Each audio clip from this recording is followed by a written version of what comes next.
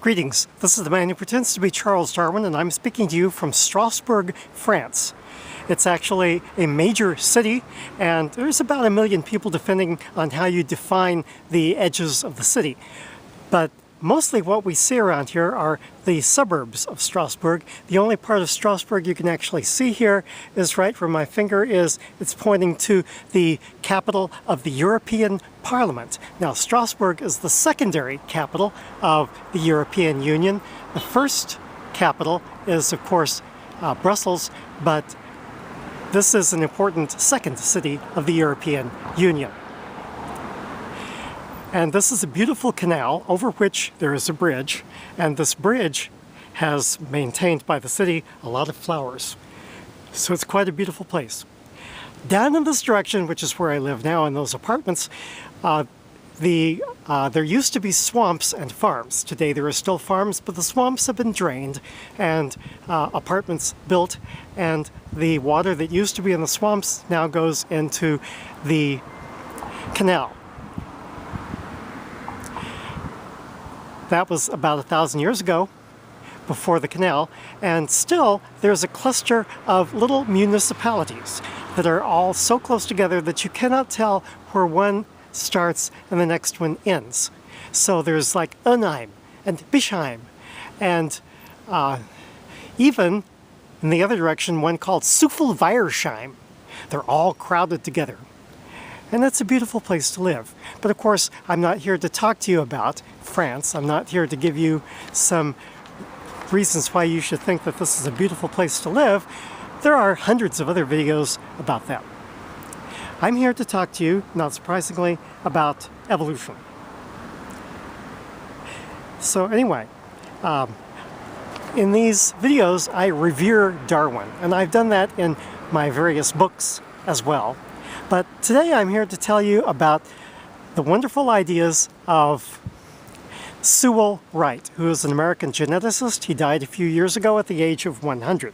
And he was famous for a lot of things in population genetics, but that includes his theory of shifting balances. Now, here's the way I explained things, natural selection, in my books and videos. That if you have a new mutation that comes along in a population, that natural selection may favor that mutation and it would soon become dominant. There is a problem, however, with this viewpoint, and that is that when the mutation first occurs, it is quite rare. And this is also true in social evolution, when you're talking about ideas instead of biological adaptations. Adaptations get lost by chance, no matter how good they are.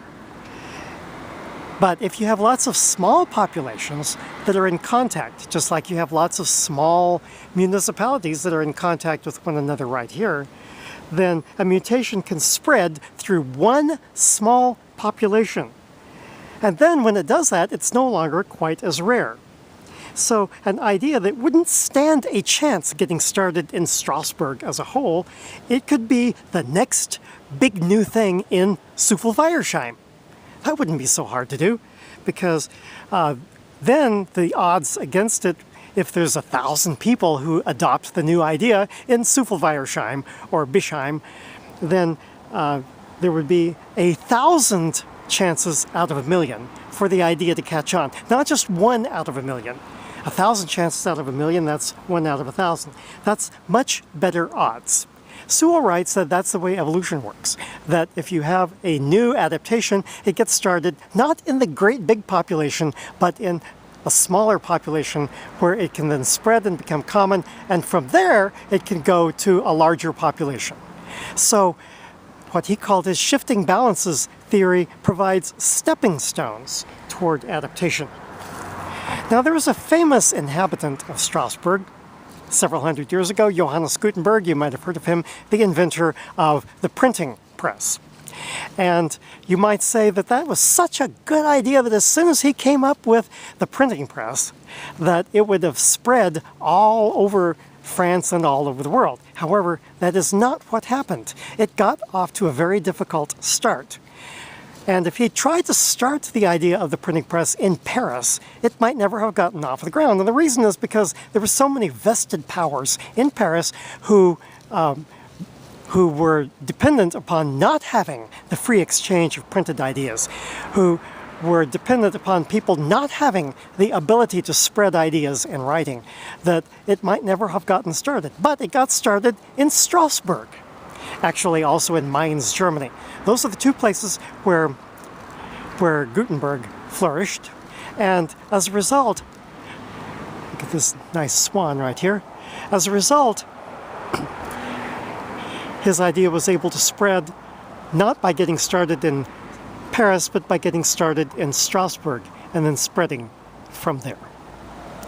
And that is an example of shifting balances and the important role that they play in natural selection. Thanks to the insights of Sewall Wright. This is the man who pretends to be Charles Darwin. Tally ho and amen.